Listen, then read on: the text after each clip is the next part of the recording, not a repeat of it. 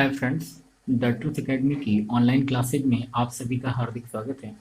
आज हम लोग एलसीएम एंड एचसीएफ की ये अंतिम क्लास का डिस्कशन कर रहे होंगे। आज से एलसीएम एंड एचसीएफ के सारे कंसेप्ट हम लोग ख़त्म करके कुछ क्वेश्चंस की प्रैक्टिस भी करेंगे और इसके बाद मैं अगले वीडियोज में जो है आपको एग्जाम वाइज भी प्रैक्टिस कराऊंगा। तो आज एक छोटा सा टॉपिक अभी बच रहा है, केवल एक डिवीजन मेथड। बाकी सब कुछ तो मैंने करा दिया है, तो डिवीजन मेथड से एक क्वेश्चन देख लेते हैं कैसे किया जाता है। क्वेश्चन लिखिएगा प्लीज, लिखिएगा। जब दो संख्याओं का मासा जब दो संख्याओं का मासा भागवृत्त से निकाला जाता है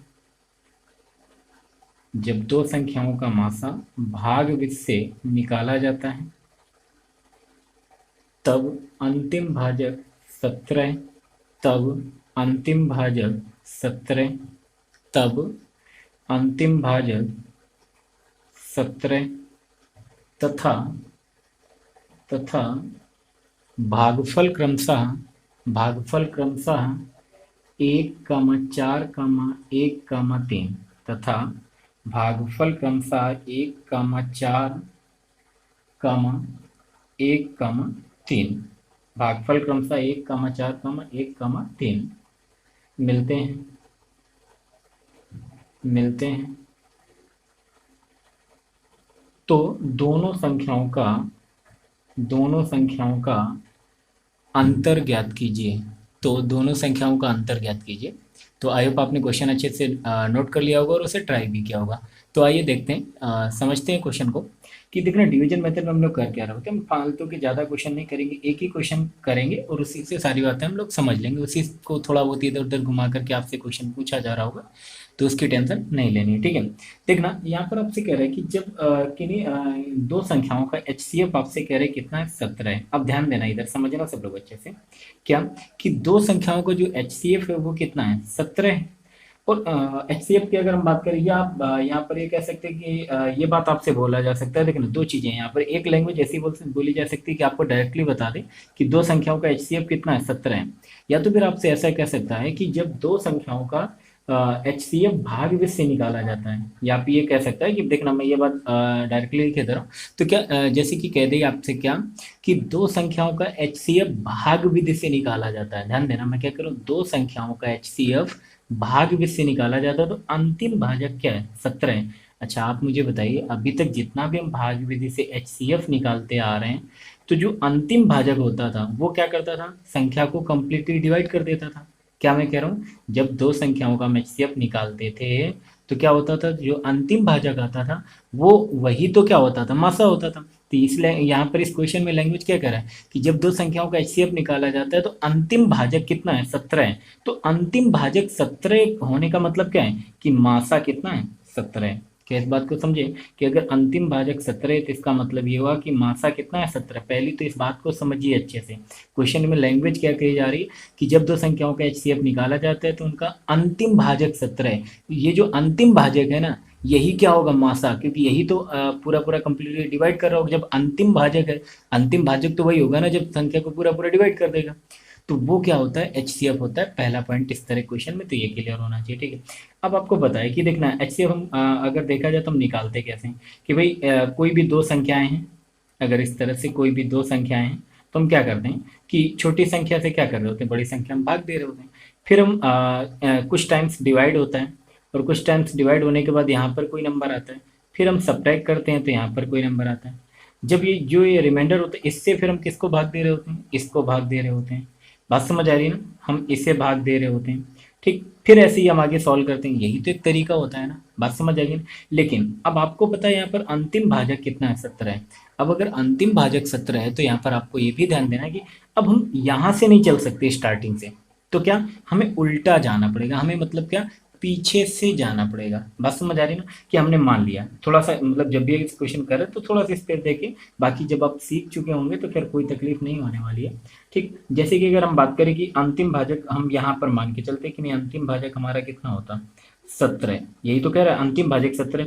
आप बताइएगा अगर अंतिम भाजक 17 है और भागफल कह रहा है किस हिसाब से, पहले अगर हम भाग दे रहे हैं, जैसे कि यहाँ पर जी, जब इससे हम इसमें भाग दे रहे होंगे तो यहाँ पर कुछ शेषफल बचेगा, फिर इससे इसमें भाग देंगे तो यहाँ पर कुछ शेषफल बचेगा, फिर ऐसे ही एक नंबर आगे और आएगा, फिर ऐसे ही एक नंबर आगे और आएगा। तो ये जो शेषफल है दिए गए हैं कि 1, 4 और 1 और क्या 3, ये शेषफल दिए गए।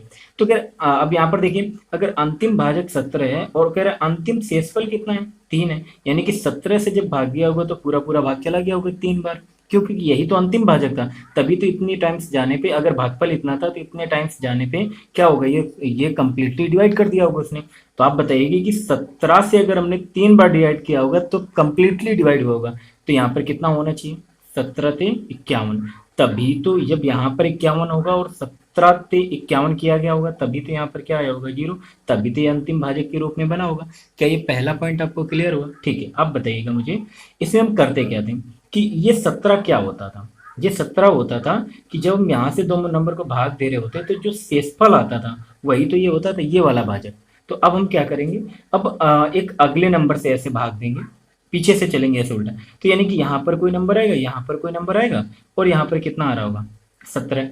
अब यहाँ पर ध्यान देना कि कर सेकंड लास्ट अगर देखा जाए कि भाजक क्या था, 1 था। आप मुझे बताइएगा कि ये कंडीशन देख नलासा नसा आता है तो अभी इतना समझाने की जरूरत नहीं है, हालांकि मैं बहुत डिटेल से जा रहा हूँ इस क्वेश्चन में, लेकिन आपको समझ आ गया होगा जो बच्चे ट्राई कर रहे होंगे इस क्वेश्चन को। तो क्या कि अब बताइएगा ये 51 कहाँ से आता है, ये भाजक ही होता, तो भाजक ही तो होता था। यही भाजक को तो हम फिर शेषफल से भाग देते थे, यही करते रहे ना। ठीक है, आप बताइएगा 51 से जब हम इसमें भाग मतलब एक बार भाग जाए, भागफल आए 51 से हम भाग दें किसी संख्या में, एक बार भाग जाए और ऐसा नंबर यहाँ पर हो कि जिसमें कि घटाने पर 51 घटाने पर यहाँ पर क्या आ जाए, 17 आ जाए। तो आप सोचिए कि यहाँ पर 51 हमें घटाना है, क्योंकि एक बार भाग जा रहा है तो 51 घटाया गया तब 17 आया होगा। तो यहाँ पर कितना नंबर होना चाहिए कि हम उसमें 51 घटा दें 17 आ जाए। तो आप क्या कर दो, इनको जोड़ के लिख दो, 7 1 8 5 1 6, यानी कि क्या होना चाहिए यहाँ पर 68। बात समझ आई ना? फिर इसके ऊपर उल्टा जाएंगे तो क्या, अब आपको बताइए कि ये 68 कहाँ से होगा, यहाँ पर जो भाग बचा होगा वहां से आया होगा। क्लियर है ना? अब ये थर्ड वाला भाजक क्या था आपका, 4 बार भाग गया था 68 यहाँ पर। अब 68 से 4 बार भाग गया होगा और जो कोई नंबर है उसमें फिर घटा करके क्या होगा 51। तो पहले तो देख लो यहाँ क्या नंबर आया होगा, 4 बार भाग गया है तो 4 अटे 32, यानी कितना 2 और 3 और 4 छंग 24 और 24 3 कितना 27, यानी 272। 272 में मतलब किस नंबर में से हम 272 घटाएं कि हमारा शेषफल कितना बचना चाहिए, 51 बचना चाहिए। बात समझ आ रही ना? तो अब यहाँ पर कौन सा नंबर होना चाहिए, तो आप क्या कर दें, इन दोनों को जोड़ दें, 2 1 क्या 3 और 7 5 12 के 2 हाथ से लाया 1, और यानी कितना होना चाहिए यहाँ पर 323। क्लियर है ना? अब देखिए फिर अभी क्योंकि ये 3 भाजक 4 भाजक थे ना, अभी एक और भाजक बचा है। अब यहाँ पर कुछ एक बार भाग गया होगा और यहाँ पर कितना भाजक कितना रहा होगा, 323 रहा होगा। ठीक, अब कितनी बार भाग गया होगी, 323 से एक बार भाग गया होगा तो यहाँ पर भी कितना आया होगा 323। तो यहाँ पर कितना नंबर ऐसा रहा होगा कि जिसमें कि 323 घटाने से हमें क्या मिला होगा 68। तो अब इनको जोड़ दे तो 8 3 11 की हाथ से लाए और 6 2 8 1 9, और यानी कि कितना रहा होगा 391।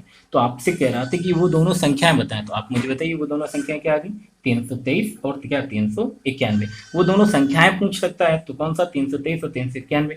अगर आपसे पूछ रहा है कि इनका योग बताओ तो 323 में 391 जोड़ देंगे। अगर आपसे कह रहे हैं इनका अंतर बताओ तो क्या घटा देंगे। अब वो कुछ भी पूछ सकता है, आपको ये तरीका पता होना चाहिए कि इस तरह क्वेश्चन को हम करते कैसे हैं, ऐसे उल्टा करते हैं। ठीक, तो ये कितना हो जाएगा, अंतर पूछ रहा था 391 में क्या 323 हम लोग क्या कर देंगे, सब्ट्रैक्ट कर देंगे। तो ये कितना हो जाएगा, यहाँ पर आ जाएगा 11 में जब आप 3 सब्ट्रैक्ट करेंगे तो कितना हो जाएगा 8, और 8 में 2 सब्ट्रैक्ट करेंगे कितना 6, यानी कि आंसर कितना हो जाएगा आपका 68। डिफरेंस पूछा गया था। आई होप क्लियर होगा। तो बस डिवीजन मेथड में यही एक क्वेश्चन करेंगे क्योंकि आपको बात समझ आ गई कि हम कैसे कर रहे हैं, और नहीं समझिए तो एक बार वीडियो पर बैक जाएंगे और देखेंगे। अब हम लोग आते हैं कुछ पर्टिकुलर टाइप क्वेश्चंस देख लेते हैं, जो थोड़ा सा अगर उनकी लैंग्वेज अलग है और उनको हमने अगर अभी कंसेप्ट में ट्राई नहीं किया है तो उनको अब हम लोग ट्राई कर लेंगे।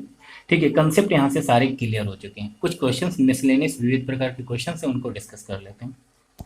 अब देखना हम सब लोग सब कुछ सीख चुके हैं, अब बस तेजी से कुछ क्वेश्चंस की प्रैक्टिस करेंगे और आप लोग नोट करेंगे और उनको तुरंत आंसर बताएंगे। ठीक है, तो क्वेश्चन है आपका कि किन्हीं दो संख्याओं का HCF 8 है, किन्हीं दो संख्याओं का मासा 8 है, तो निम्न में से कौन उनका लासा नहीं हो सकता, निम्न में से कौन उनका लासा नहीं हो सकता। 4 ऑप्शन दिए गए हैं, 24 48 56 एंड क्या 60। आपसे पूछ रहा है कि निम्न में से कौन उनका लासा नहीं हो सकता। क्वेश्चन क्या है कि किन्हीं दो संख्याओं का HCF 8 है, तो निम्न में से, इनमें से ये ऑप्शन है आपके, निम्न में से कौन उनका लासा नहीं हो सकता, ये बात आपसे पूछी जा रही है। तो क्वेश्चन आपने नोट कर लिया और ट्राई किया, तुरंत आंसर भी बता दिएगा। तब देखना इस तरह क्वेश्चन को कैसे कर दें। अब आपको बताइए कि अगर किन्हीं दो संख्याओं का, इसमें डिटेल से जाने की थोड़ा थोड़ा हालांकि मैं डिस्कस कर, तो बाकी अब ये सब चीज़ें हैं कि अब आपको डायरेक्टली कर रहा हूँ क्वेश्चन को, क्वेश्चन देखें और उसको कर रहा हूँ, ठीक। कि HCF अगर 8 है, HCF अगर इनका कितना है 8 है, और ये संख्या है, मतलब कि निम्न में से उनका लासा कौन नहीं हो सकता। अच्छा आप बताइएगा कि किन्हीं भी दो संख्याएं जब आप मानते थे क्या करते थे, सीधी सी बात मैं फिर से एक बार रिकॉल करूंगी, कोई दो संख्या मानते तो क्या मानते थे, AX और BX, जिनमें कि X उनका क्या होता था, मासा होता था। अगर X उनका मासा होता था, ऐसे ही अगर हम बात करें HCF अगर 8 है तो उनका मासा कितना होगा बेटा, मासा कितना होगा, मतलब मासा कितना है 8 है, तो लासा कितना होगा, क्या 8 है भी होगा। यानी कि जो उनका लासा होगा, जो उनका लासा होगा वो क्या होगा, 8 से डिविजिबल होगा। तो बस हम 8 की डिविजिबिलिटी चेक कर लें, तो 8 से ये डिविजिबल है, 8 से ये डिविजिबल है, 8 से ये डिविजिबल है, लेकिन 8 से ये डिविजिबल नहीं है, तो यही लासा नहीं हो सकता, बात खत्म। नेक्स्ट क्वेश्चन देखें प्लीज। लिखेंगे दो सह अभाज्य संख्याएं, दो सह अभाज्य संख्याओं का लासा, दो सह अभाज्य संख्याओं का लासा 117 है। समझ रहे हैं ना, दो सह अभाज्य संख्याओं का लासा 117 है। तो उनका सॉरी, एक मिनट, दो सहअभाज्य संख्याओं का गुणनफल, एक मिनट क्वेश्चन को चेंज करेंगे। आपसे कह रहे हैं कि दो सहअभाज्य संख्याओं का जो प्रोडक्ट है, गुणनफल है, जो प्रोडक्ट है यानी कि गुणनफल है वो कितना है, 117 है। थोड़ा सा चेंज कर लेंगे, उनका गुणनफल कितना है, 117 है। दो सहअभाज्य संख्याओं का गुणनफल कितना है, 117 है। तो आपसे कह रहे हैं कि उनका फिर लासा क्या होगा, आप हमें ये बता दें। कोई भी दो सहअभाज्य संख्या है उनका कोई भी दो सहअभाज्य संख्या उनका प्रोडक्ट जो है वो कितना है, 117 है। तो उनका लासा क्या होगा, चार ऑप्शन है आपके सामने। क्या, पहला ऑप्शन यही है 117, दूसरा ऑप्शन है 9, तीसरा ऑप्शन है 13 और चौथा ऑप्शन है क्या 39। आपको बताना है कि इनमें कौन सा जो है उनका लासा होगा। अगर किन्हीं दो संख्याओं का गुणनफल, सहअभाज्य संख्याओं का, किन्हीं दो सहअभाज्य संख्याओं का गुणनफल अगर 117 है, तो आपको बताना है कि उनका लासा क्या होगा। आप मुझे बताइए कि जब सहअभाज्य संख्या होती है यानी कि उनका मासा कितना होता है, एक होता है, यानी कि उनमें और कुछ तो कॉमन होता नहीं। सहअभाज्य संख्या क्या होती है, जैसे कि अगर हम बात करें कि 2 और 3 क्या सहअभाज्य हैं, हाँ, क्योंकि इनमें कुछ भी और कॉमन नहीं एक के अलावा। तो ये सहअभाज्य संख्या होती है। जैसे हम बात करें कि क्या 13 और 17 सहअभाज्य संख्याएं, हाँ है। तो मतलब ये क्या होती हैं, सहअभाज्य संख्याएं होती हैं। तो आई होप बात क्लियर हो रही होगी आपको कि सहअभाज्य संख्याएं क्या होती हैं, ठीक। और इसके पहले वो डिस्कस किया, बाकी नंबर सिस्टम में डिस्कस करेंगे हम। अब एक चीज समझिएगा यहाँ पर, क्या कि जब भी हम सहअभाज्य संख्याएं लेते हैं, जैसे कि हम यहाँ पर ले रहे होते हैं कि एक ए है और एक क्या है बी है।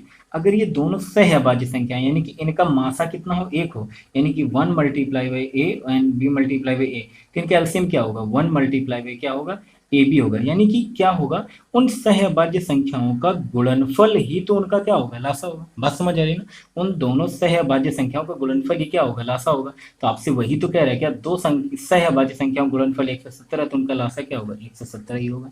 क्लियर है ना। नेक्स्ट क्वेश्चन देखेंगे, एक क्वेश्चन लिखिएगा। यदि नौवीं कक्षा के छात्रों की, यदि नौवीं कक्षा के छात्रों की,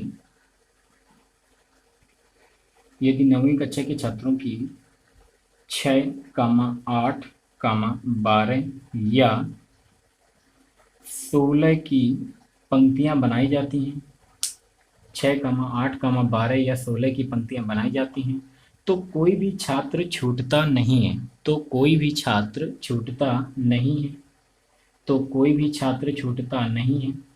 तदनुसार उस कक्षा में छात्रों की कुल संभावित संख्या कितनी है। तो आपको बताना है कि आप बताइए कि इस प्रकार से उस कक्षा में छात्रों की कुल संख्या कितनी है। यदि 9वीं कक्षा के छात्रों की 6, 8, 12 या 16 की पंक्तियां बनाई जाती हैं, तो कोई भी छात्र छूटता नहीं है। तदनुसार उस कक्षा में छात्रों की कुल संभावित संख्या क्या है, ये आपको बताना है। आई होप आपने ट्राई कर लिया। और इसके चार ऑप्शन है आपके सामने, क्या 60 और 72 एंड 80 एंड क्या 96। अभी एसएससी सीजीएल के मेंस एग्जाम में क्वेश्चन पूछा गया, ठीक है। तो यहाँ पर ध्यान देना, कुछ नहीं, आपको यह समझना था क्या कि अगर हम 6, 8, 12 या 16 से भाग देते हैं, तो मतलब कम, अगर कोई भी छात्र छूटता नहीं है, यानी कि अगर हम छः छः की पंक्ति बना दें तो भी वो जो छात्रों की संख्या है ना वो छः से कम्प्लीटली डिविजिबल होगी, यही तो कहने का मतलब है। और जब हम उसी उतने ही छात्रों की संख्या को अगर आठ आठ की पंक्ति बनाते हैं तो भी कोई भी छात्र नहीं सोचता, यानी कि छूटता नहीं है, यानी कि कोई शेषफल नहीं बचता, मतलब आठ से भी वो डिविजिबल होगा। यानी कि वो जो संख्या है, जो हमारा आंसर होगा या छात्रों की जो कुल संख्या है वो क्या, 6, 8, 12 और 16 से, इन सभी से क्या होगी, कंप्लीटली डिविजिबल होगी। आई होप बात क्लियर होगी ना। तो आपको केवल बस इतना देखना, चाहो तो आप क्या कर लो, इनका एलसीएम निकाल लो, नहीं तो आप ये देख लो कि इनसे डिविजिबिलिटी चेक करके देख लो यहाँ पर, ठीक है। नहीं तो आपको पता है सीधे सीधे इनका आपका एलसीएम ही निकालना ज़्यादा आसान हो जाएगा। तो अगर आप देखें कि इनमें कौन सा नंबर किससे डिवाइड हो जाएगा, तो देखें क्या, तीन से कर लें या दो से कर लें, तो चार से कर लें, तो ये कितना, छः, 4 दूना 8, 4 3 12, और क्या, चार चौको क्या, 16। इसके बाद अगर हम देखें तीन से डिवाइड कर दें तो कितना आ जाएगा, 3 दूना 6, और ये हो जाएगा दो, और ये कितना आ जाएगा, 3 एकम 3, और यहाँ पर कितना आ जाएगा, 4। जब आप दो से सॉल्व कर रहे होंगे तब आगे क्या आने वाला है, 4। तो आपको पता है चार, और यहाँ पर कितना आ जाएगा, दो से, तो 2 एकम 2, 2 एकम 2, और एक, और ये कितना आ जाएगा, 2 दूना 4। अब इसके बाद फिर दो से डिवाइड करेंगे तो अब चार, आपको पता है ये अगले स्टेप करें ना करें तो सीख चुके हैं ना। तो कितना, 4 3 12, दूनी 24, दूना कितना आ गया यहाँ पर, 48। तो अब यहाँ पर देखना, मेंस में इसलिए पूछा गया था। अब यहाँ पर क्या है कि आपको इनका एलसीएम कितना है, 48, यानी कि इनसे डिविजिबल वह संख्या क्या है, 48 है। जबकि अगर हम मान के चले कि छात्रों की संख्या अगर 48 हो, ठीक है, तो वो क्या होगा, अगर हम 6, 8, 12 या 16 की कोई भी पंक्ति बनाए तो कोई भी छात्र छूटेगा नहीं। लेकिन आप देख रहे हैं कि ऑप्शन में 48 है ही नहीं, तो क्या होगा, फिर इनका मल्टीपल हमारा आंसर होता है। क्या मल्टीपल आंसर होता है, जैसे कि 48 का पहला मल्टीपल तो 48 ही होगा, तो दूसरा मल्टीपल क्या होगा, 48 गुणते क्या, 2, 48 दूना क्या, 96। तो हमारा करेक्ट आंसर क्या हो जाएगा, 96। आयो बात क्लियर होगी। तो अब यहाँ पर अब कई बच्चे होते हैं 48 आ तो रहा है, हमने कोई गलती तो नहीं कर दी है, फिर देखते रहते हैं, टाइम वेस्ट होता है। तो ये एक तरीका पता होना चाहिए कि मतलब ऐसा भी हो सकता है, ऑप्शन आपके ऐसे भी हो सकते हैं। क्लियर है ना, कि अगर ऐसा नहीं तो उनका मल्टीपल आंसर होगा, ठीक। ओके, नेक्स्ट क्वेश्चन लिखेंगे। एसएससी सीपीयू के एसआई एग्जाम में पूछा गया क्वेश्चन है, चार क्रमिक संख्याओं का लघुत्तम समापवर्त 60 है। चार क्रमिक संख्याओं का लघुत्तम समापवर्त 60 है। चार क्रमिक संख्याओं का लघुत्तम समापवर्त 60 है। पहली दो संख्याओं का योग चौथी संख्या के बराबर है। पहली दो संख्याओं का योग चौथी संख्या के बराबर है। चारों संख्याओं का योग कितना है, आपको बताना है कि चारों संख्याओं का योग कितना है। ऑप्शन है आपके, पहला 17, दूसरा है 14, तीसरा है 21, और चौथा है क्या, 24। ये चार ऑप्शन है, इनमें आपको बताना है कि कौन सा आंसर आपका क्या सही होगा। तो अब यहाँ पर ध्यान देना कि चार क्रमिक संख्याएं, क्रमिक संख्याएं, इसको थोड़ा सा मैं पहले अगर ऐसे बता दूं, यहाँ पर ध्यान देना, इधर इधर की तरफ। क्या, अगर मैं चार क्रमिक संख्याओं की बात करूँ तो भाई क्रमिक संख्या क्या होती है, पहली संख्या अगर x+1, x+2, अगली क्या होगी, x+ क्या हो जाएगी, 3 हो जाएगी।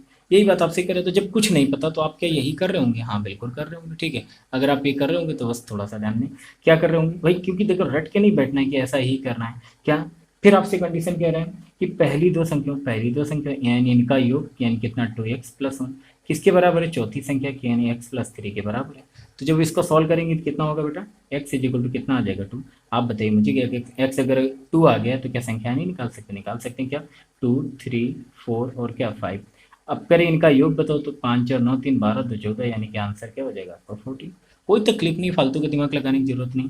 बाकी अगर आप कई बार लोग बता देते हैं, वो भी मैं भी बता दे रहा हूँ कि क्या आप सीधे 60 का क्या कर लेते हैं, 60 देख लेते हैं कि मतलब किन किन संख्याओं से डिविजिबल लेते हैं। आप 60 का इस तरह से मल्टीपल देख लेते हैं कि 60 जैसे 2 से भाग देंगे कितना आएगा, 30, फिर 2 से भाग देंगे कितना आएगा, 15, फिर इसी तरह अगर हम बात करें तो आगे 3 से भाग देंगे कितना आएगा, 5, फिर कितना यहाँ पर हो जाएगा 5 से भाग देंगे तो कितना आएगा, 1। तो अब ये क्या आ गया, अभाज्य फैक्टर से। अब इनका मतलब संख्याएं क्या हो सकती हैं, देखना 1 2 हो सकती है, 3 हो सकती है। अब देखना अगर हमने यहाँ पर कई बार ये सोच रहे कि हम देखना इस तरह से जब जाएंगे तो गलती कर सकते हैं क्या, 5 3 8 2 10 2 12 हम टिक कर देंगे, गलत हो जाएगा फिर, ठीक है। तो मतलब ऐसा नहीं करना है, क्योंकि आपको पता है कि एल ये अभाज्य संख्या हमने ली। एलसीएम अगर हम बात करें 2 मल्टीप्लाई 3 मल्टीप्लाई, अगर हमने 4 लिया और मल्टीप्लाई में क्या 5, तो भी बात वही है, ठीक है। तो क्या 5 4 9 3 12 तो क्या 14, हमारा आंसर क्या होगा 14। बाकी ये बेस्ट होता है, इसी से करना है आपको, ठीक है। नेक्स्ट क्वेश्चन देखें प्लीज। नेक्स्ट क्वेश्चन लिखें प्लीज।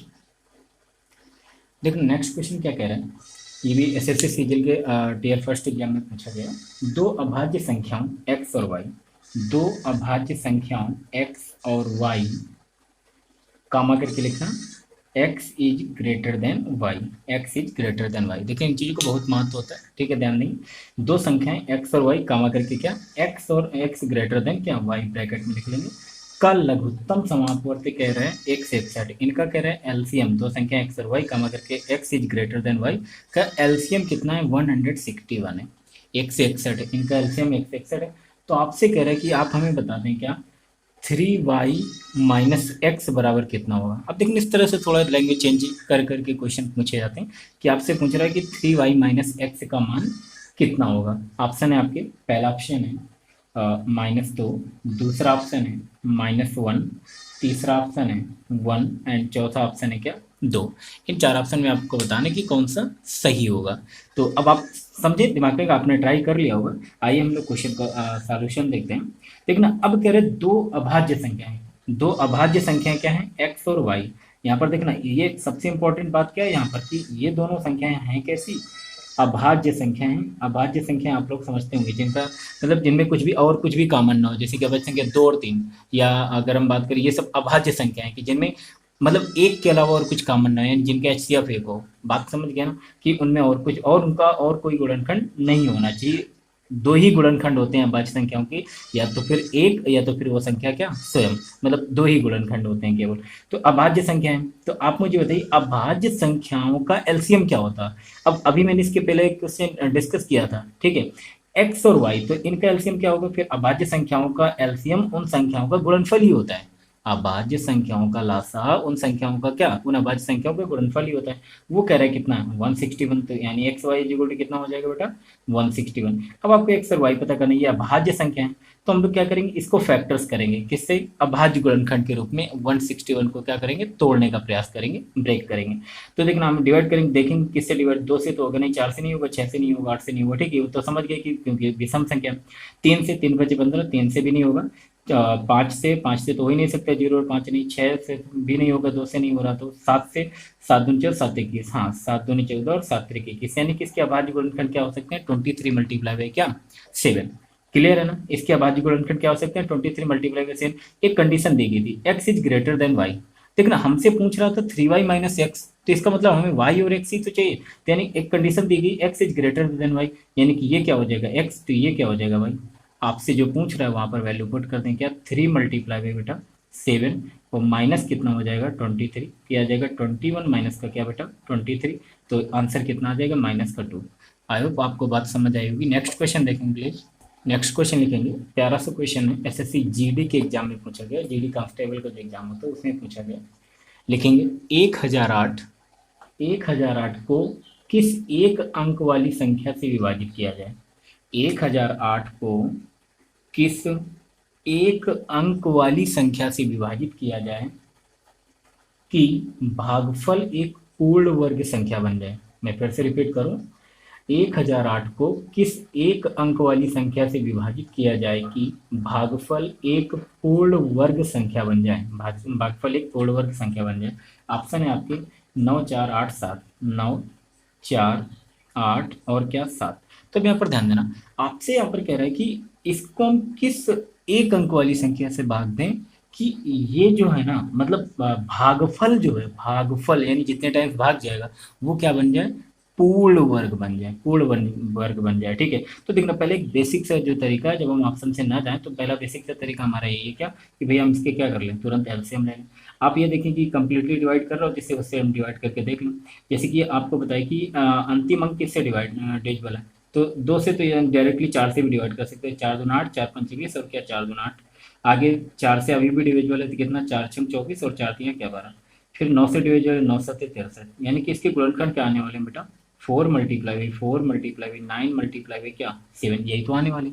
आप मुझे बताइएगा इस संख्या को, मतलब इसे हमने अभाज्य गुणनखंडों के रूप में लिखना, इस संख्या को हम किससे भाग दे दें कि वो भागफल जो है पूर्ण वर्ग बन जाए। तो आप बताना मुझे कि ये तो पूर्ण वर्ग है 4, वर्ग किसी संख्या का वर्ग पूर्ण वर्ग, किसी संख्या ये भी 4 पूर्ण वर्ग है, ये 9 भी पूर्ण वर्ग है, केवल ये 7 पूर्ण वर्ग है, यानी कि इसे 7 से भाग दे दें तो ये क्या पूर्ण वर्ग बन जाएगा, ये आंसर क्या हो जाएगा 7। आई होप बात क्लियर होगी। क्लियर है ना। नहीं तो आप सीधे, अगर आप ये नहीं करते तो आप क्या करते, तुरंत ऑप्शन चेक करते। कैसे कि जैसे कि 1008 था, आपसे कह रहा था कि ये किस संख्या से भाग दिया जाए कि ये पूर्ण वर्ग बन जाए, तो आप क्या करते, इनसे भाग दे करके देख लेते, भाग दे करके देख लेते, जिससे भाग देने पर ये पूर्ण वर्ग बन रहा होता वो हमारा आंसर हो जाता। क्लियर है ना। नेक्स्ट क्वेश्चन देखें प्लीज। एक काफ़ी अच्छा क्वेश्चन है, नोट करेंगे प्लीज। एसएससी सीजीएल के टीयर फर्स्ट एग्जाम में पूछा गया। 3 की घात 3 333 प्लस 1 एंड 3 की घात प्लस 1, ये दो संख्या हैं। ध्यान देना अच्छे से, क्या ये दो संख्या, में इसे रफ कर दूं, ये दो संख्याएं हैं। आपको बताना है कि इनका HCF क्या होगा, हाईएस्ट कॉमन फैक्टर क्या होगा। क्या मैं पूछ रहा हूँ, एक संख्या ये आपकी, एक संख्या ये आपकी, इनका आपको बताना है HCF। ऑप्शन है आपके, अब पहला ऑप्शन है 2, दूसरा ऑप्शन है 1, और अगला ऑप्शन है 3 की घात 333 प्लस क्या 1, और अगला ऑप्शन है कितना 20। ये चार ऑप्शन है आपके, कौन कौन से, 2, 1, 3 की घात 333 प्लस 1 और एक है 20। क्लियर है ना। तो इन दोनों संख्याओं का HCF कैसे निकालें, कई बार अब यहाँ पर बच्चे कंफ्यूज हो जाते हैं कि उनको लगता है अब ये तो हमने पढ़ा नहीं, कैसे करें इस क्वेश्चन को डायरेक्टली किया जा सकता है, समझे कैसे। लेकिन हाँ, यहाँ पर थोड़ा सा नंबर सिस्टम का कंसेप्ट लगेगा, क्या इकाई अंक, इकाई का अंक निकालना, यूनिट डिजिट। यहाँ पर मैं डिटेल से डिस्कस नहीं करूंगा, बस थोड़ा सा मैं आपको बता दे रहा हूँ, नंबर सिस्टम में सारी बातें मैं क्लियर करूंगा, ठीक।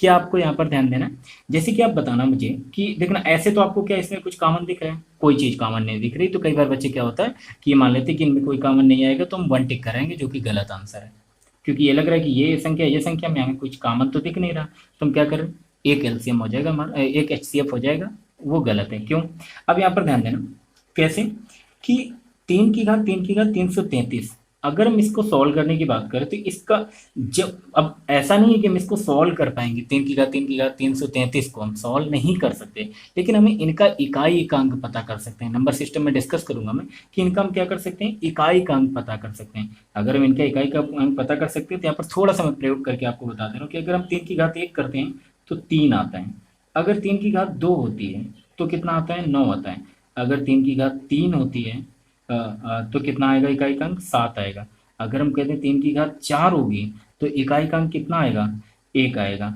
ठीक है। अगर हम इसी तरह कह दें 3 की घात 5 होगी तो इकाई का अंक कितना आएगा, तो फिर से 3 आएगा, और फिर ऐसे ही आगे आता रहेगा। यानी कि हम ये देख रहे हैं क्या, कि 3 की घात कुछ भी हो, 1 2 3 4 5 आगे कुछ भी हो, क्योंकि अब तो यहाँ से रिपीट ही होना चालू हो जाएगा। 3 की घात कुछ भी हो, सम हो विषम हो कुछ भी हो, लेकिन उनका इकाई का अंक हमेशा क्या आने वाला है, विषम आने वाला है। क्या ध्यान देना है, उनका इकाई का अंक हमेशा क्या आने वाला है, विषम आने वाला है। अगर उनका इकाई का अंक हमेशा विषम आने वाला है तो आप मुझे बताइएगा कि यहाँ पर जो भी आएगा वो विषम आएगा, और उसके साथ अगर हम एक को जोड़ेंगे, यहाँ पर कोई भी संख्या सॉल्व होकर के आएगी, उसके साथ अगर हम एक को जोड़ेंगे तो वो संख्या क्या बन जाएगी, सम। यहाँ पर भी मैंने देखा घात चाहे सम हो या विषम हो कुछ भी हो, यहाँ पर जो आने वाला है, जो नंबर आएगा उसका इकाई का अंक क्या होगा, विषम होगा, और विषम और एक ये भी विषम है, विषम और विषम मिलकर के क्या फिर से सम बना लेंगे। यानी कि ये दोनों संख्याएं कैसी हैं, सम संख्याएं, और सम संख्याएं क्या होती हैं, 2 से डिविजिबल होती हैं, 2 से उनमें भाग चला जाता है, ठीक है। तो एक तरह से हमारा आंसर क्या हो जाएगा, ये हो जाएगा। कई बार बच्चों को कन्फ्यूजन होता है कि भैया अगर ये 2 से भाग चला जाएगा, चलो वो सम संख्या है तो ये तो हो जाएगा, क्या ये हो सकता है क्या 20, क्योंकि इसमें भी तो ये भी तो सम संख्या है, क्या ये हो सकता है, नहीं हो सकता। क्यों, क्योंकि इसे अगर आप जब लिखेंगे तो क्या लिखेंगे, 4 गुणते क्या लिखेंगे 5, 20 को अगर आप लिख रहे होंगे तो क्या लिखेंगे, 4 गुणते 5 ही तो लिखेंगे। आप बताइए कोई भी संख्या 5 से डिविजिबल कब होती है, जब उसका इकाई का अंक क्या होना चाहिए, 0 होना चाहिए, या तो फिर क्या होना चाहिए, 5 होना चाहिए। क्या यहाँ पर ऐसा पॉसिबल हो पाएगा, नहीं पॉसिबल हो पाएगा, ना तो 0 आएगा ना 5 आएगा, क्योंकि यहाँ पर इकाई का अंक तो 1 है, तो 1 जुड़ेगा तो मतलब 0 तो आएगा, तो 0 और 5 होना चाहिए, इस वजह से ये 20 पॉसिबल नहीं, तो हमारा क्या हो जाएगा आंसर 2 हो जाएगा। क्लियर है। नेक्स्ट क्वेश्चन देखेंगे प्लीज, लिखेंगे क्वेश्चन, यदि ए बी का महत्तम समापवर्तक 12 हो, यदि ए और बी का महत्तम समापवर्तक 12 हो, और ए बी धनात्मक पूर्णांक हो, और ए और बी दोनों संख्याएं क्या है, धनात्मक पूर्णांक हो, पॉजिटिव इंटीजर्स, और ए और बी धनात्मक पूर्णांक हो, तथा A is greater than B is greater than 12, मतलब ए बड़ा है बी से और बी बड़ा है क्या 12 से, ये कहने का मतलब A is greater than B is greater than क्या 12। क्लियर है ना? ठीक, तो आपसे कह रहे कि ए कामा बी के न्यूनतम मान क्रमशः क्या होंगे। आपसे पूछ रहे कि ए और बी के न्यूनतम मान क्या होंगे, मिनिमम वैल्यू आपको बतानी कि न्यूनतम मान क्या होंगे। ऑप्शन आपके दिए गए, पहला ऑप्शन है आपका क्या 12, 24। दूसरा ऑप्शन है आपका 24, 12। तीसरा ऑप्शन है आपका 24, 36। 24, क्या 36 दिख रहा होगा, 24, 36 और 36, 24। 36, 24 आपसे क्या कह रहा था, यदि ए कामा बी का महत्तम समापवर्तक 12 है। ए और बी के अगर हम बात करें एच सी एफ की, तो एच सी एफ कितना है 12 है। फिर आपसे कह रहा था क्या कि A is greater than B is greater than 12, यानी ए बी से बड़ा है और ये दोनों संख्याएं किससे बड़ी 12 से बड़ी। तो आपको बताना था ए और बी की मिनिमम वैल्यू क्या होगी, और 4 ऑप्शन ये आपके हैं। आई होप क्वेश्चन समझ गए होंगे और आपने ट्राई भी कर लिया होगा और आंसर भी आ गया होगा आपका। अब यहाँ पर ध्यान देंगे क्या कि आपसे जब कह रहे हैं कि ए और बी का एच सी एफ 12 है और ए और बी का ही मान बताना है, मिनिमम वैल्यू इनकी क्या हो सकती है यही बताना है। आपको एक बात और कह रहा है कि ए बड़ा है बी बड़ा है किससे 12 से।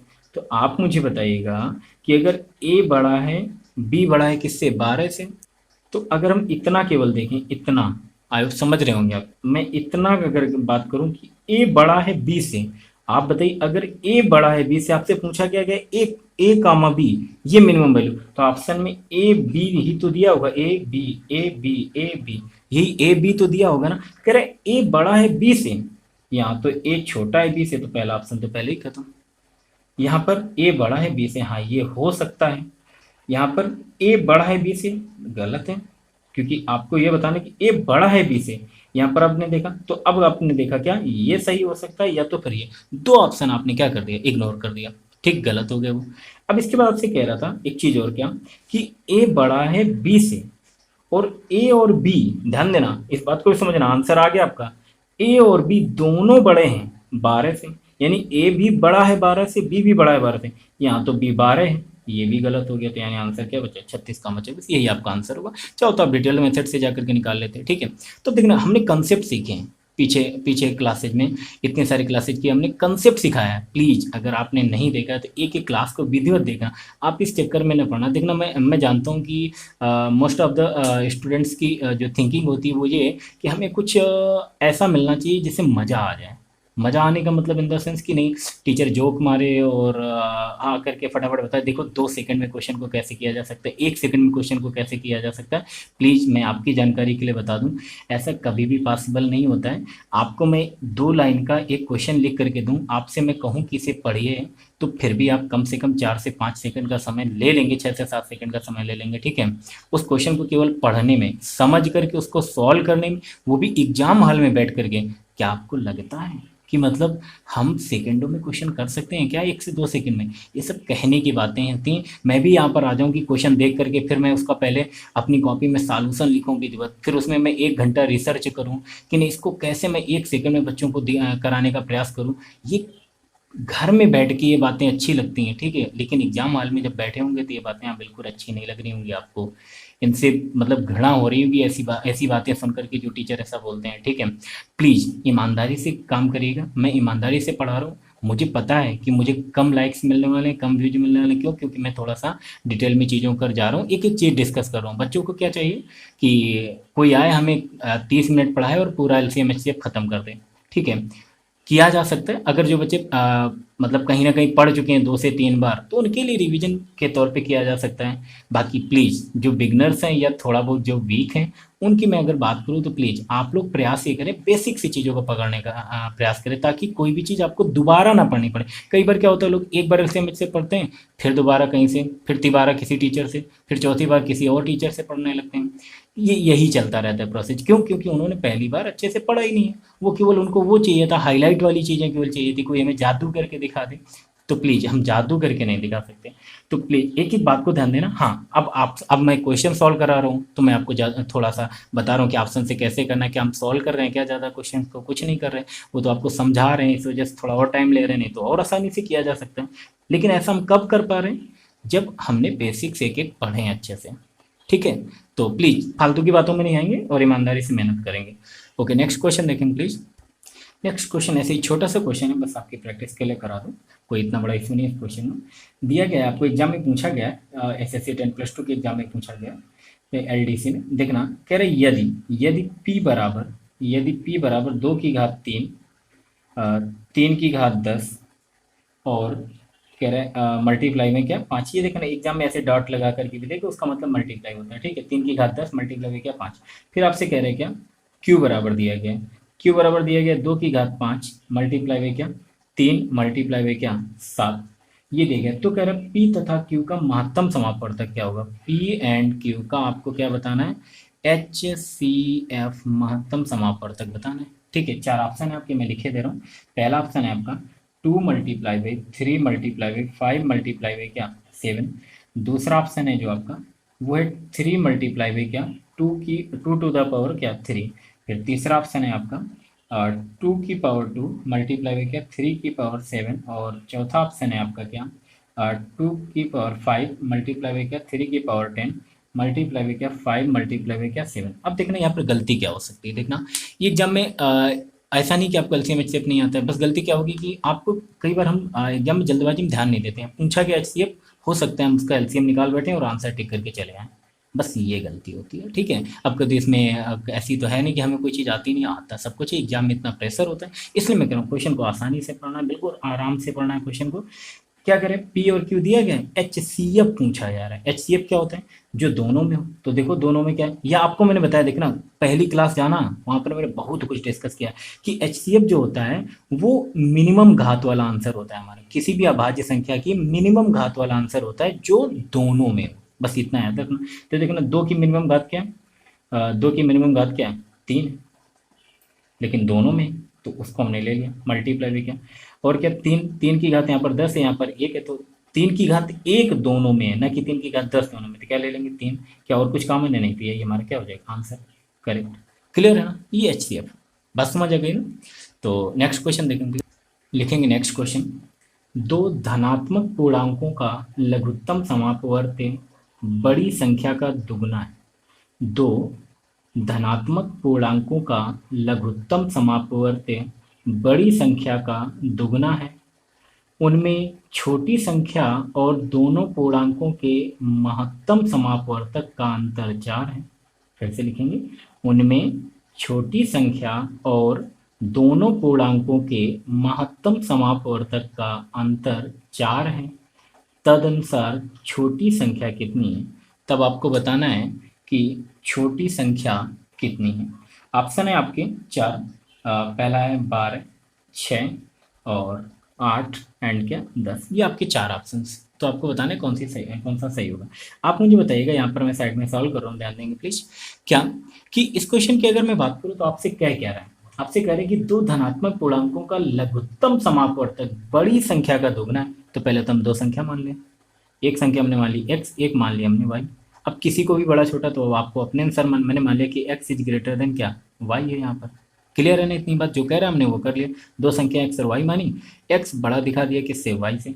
तो आपसे कह रहे हैं कि 2 धनात्मक पूर्णांकों का लघुत्तम समापवर्तक। आप बताइए कि लघुत्तम समापवर्तक हम क्या बता सकते हैं, जब उनका HCF बताओ। हमने मान लिया कि इन दोनों संख्याओं x और y का जो HCF है वो हमने मान लिया क्या है h है। तो आप बताइएगा कि अगर कोई भी मतलब 2 संख्याओं का या आप ऐसे मान लेते कि इसको थोड़ा सा ऐसे करेक्ट कर, नहीं तो फिर क्या शायद कंफ्यूज हो जाएंगे। तो मैं ऐसा कर ले रहा हूँ कि एक्स और वाई संख्या ना मान करके क्या मान लो, HCF जब मान ही रहे तो हम क्यों ना ऐसा मान लें कि उसमें और कोई प्रॉब्लम ना हो। इसको थोड़ा सा जो है ऐसे मान लेते हैं। क्या मैं ये मान के चल रहा हूँ यहाँ पर कि 2 संख्याओं का अगर मैंने मान लिया HCF h है, तो उनका वो दोनों संख्याएं क्या होंगी, XH एंड क्या YH, वो दोनों संख्याएं मैंने मान लिया कि XH इज ग्रेटर देन किससे वाई एच, ऐसा हम क्यों मान लें, बात समझ आ रही है ना, वही ए एक्स बी एक्स जो मानते थे, ठीक है, वही चीज़ यहाँ पर भी कि हमने मान लिया एच सी एफ एच है और संख्या मतलब आवाजें जो को प्राइम फैक्टर्स हैं वो कितने एक्स और वाई है। अब x H is greater then किससे, वाई एच से। आपसे क्या करें कि इनका एलसीएम, तो एलसीएम बताइए मुझे क्या होगा, एक्स वाई मल्टीप्लाई बाई क्या एच, ये तो उनका क्या होगा, एलसीएम होगा, ठीक। इसके बाद आपसे कह रहे हैं कि उनमें से छोटी संख्या, अब छोटी संख्या कौन है, इसे आपने माना है वाई एच, कह रहे छोटी संख्या अ, और दोनों पूर्णांकों के महत्तम समापवर्तक, आप बताइए ये जो पूर्णांक और ये पूर्णांक इनका महत्तम ये संख्या और दोनों पूर्णांक यानी एक्स एच और क्या वाई एच, छोटी संख्या और दोनों पूर्णांकों का जो महत्तम समापवर्तक है, यानी महत्तम समापवर्तक इनका कितना है, तो महत्तम समापवर्तक का अंतर कितना है, 4 है। ये संख्या छोटी संख्या, देखना छोटी संख्या तो यही हुई ना, छोटी संख्या और ये दोनों पूर्णांकों का महत्तम समापवर्तक कितना, h, इनका अंतर 4 है। इस संख्या और इन दोनों का महत्तम समापवर्तक यानी कि h, इनका अंतर क्या है, 4 है, यानी कि वाई एच माइनस एच बराबर कितना है, 4 है। ये बात आपसे कह रहे हैं यहाँ पर, ठीक है। और यहाँ पर एक कंडीशन क्या करें वो देखना, हम बोल रहे हैं क्या कि दोनों पूर्णांकों का लघुत्तम समापवर्तक बड़ी संख्या का दुगना है। ये जो लघुत्तम समापवर्तक है ये क्या है, बड़ी संख्या का दुगना है, यानी कि किसके बराबर, 2xh के बराबर है। दिखा, नहीं दिखा, ये किसके बराबर है, 2xh के बराबर है, यानी कि h से अगर मैं h कैंसिल करूं, x से x कैंसिल करूं, तो y बराबर कितना आने वाला है, यहाँ से देख रहे हो थोड़ी सी खिचड़ी पक गई, समझ गए होंगे लेकिन फिर भी, तो क्या y बराबर यहाँ पर क्या आने वाला है बेटा, 2। अब y बराबर 2 आने वाला है तो यहाँ पर y बराबर 2 पुट कर दो, कितना हो जाएगा, 2h minus H is equal to कितना, 4। तो क्या आपको पता है यहाँ पर h बराबर कितना आ जाएगा, 4। अब ये पता हो चल गया आपको कि h बराबर कितना है, 4 है। तो आपसे कह रहा था तो अनुसार छोटी संख्या कितनी है, तो आपको छोटी संख्या बतानी है, तो छोटी संख्या क्या थी, यही थी वाई एच, छोटी संख्या क्या थी, वाई एच। वाई की वैल्यू आपको पता है कितनी है, 2 है, एच की वैल्यू कितनी, 4, तो छोटी संख्या कितनी होगी, 8।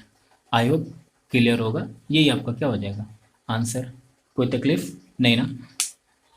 तो देखिए मैंने कुछ क्वेश्चंस कराए आपको यहाँ पर, कुछ प्रैक्टिस कराया, इसके पहले कंसेप्ट भी सिखाया मैंने, क्वेश्चन जहाँ मतलब हर तरीके के क्वेश्चन मैंने उठाने का प्रयास किया है, बशर्ते अब जिम्मेदारी आपकी बनती है कि आप कितना ईमानदारी से इन चीज़ों को लेते हैं।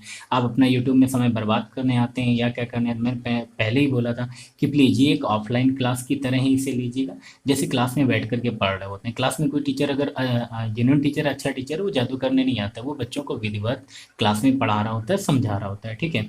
वही हम भी आपके साथ करना चाहते हैं। अगर आप मुझे सपोर्ट करते रहेंगे, ठीक है, तो एनकरेज करेंगे अगर मुझे, तो क्या होगा, आगे मैं और बेहतर से बेहतर करने का प्रयास करूंगा। बस हाँ, इस चक्कर में मत जाइएगा कि मैं आपके सामने, मैं आपको दिख नहीं रहा हूँ। ये सब छोटी छोटी बातें होती हैं, जो पढ़ने वाले स्टूडेंट हैं उनको ये चीज़ें मायने नहीं रखती हैं। उनको क्या क्वेश्चन, उनको कंटेंट से मतलब होता है कि मैं कंटेंट मिल रहा है अच्छा कि नहीं मिल रहा है, बस हमें कंप्लीट जानकारी मिल रही है कि नहीं, हमें भ्रमित तो नहीं किया जा रहा है। मैं कह रहा हूँ कि जितना मैंने पढ़ा दिया है, अगर वाकई में आपने ईमानदारी से इन सारे क्वेश्चंस के नोट्स बनाए अच्छे से, तो मैं इस बात की गारंटी लेता हूँ कि कोई भी किसी भी एग्जाम का अगर आप सेट उठाएंगे तो उसके 95% क्वेश्चन तो आप कर ही पा रहे होंगे, कम से कम 95%। और बाकी के जो 5% तो वो करने भी नहीं होते हैं, ठीक है।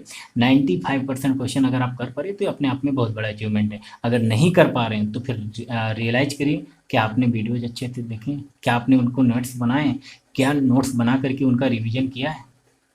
रिवीजन आप तभी कर सकते हैं अच्छे से जब आपने नोट्स अच्छे से बनाए होंगे, ठीक है। और कुछ बच्चे जो अगर कहीं पर पढ़ चुके हैं वो देख रहे हैं अगर इस वीडियो को, तो उनसे मैं कहूँगा कि नोट्स बनाने की ज़रूरत नहीं है। अगर आप मतलब पढ़ चुके हैं, अगर आपको लगता है कि कहीं कहीं थोड़ा बहुत कोई केवल कोई डाउट था, तो उनको उनकी कोई दिक्कत नहीं, प्लीज़। लेकिन अगर हाँ वीडियोज अगर अच्छे लग रहे हैं तो कुछ अच्छे लोगों तक शेयर जरूर करते रहें। मैं कहता नहीं हूँ ये बार, मैं आपसे बार बार कहूँगा, प्लीज़ अगर आपको लगता है कि नहीं कंटेंट अच्छा है तो कुछ लोगों तक, अपने बेस्ट फ्रेंड तक शेयर कर सकते हैं। Okay, thank you.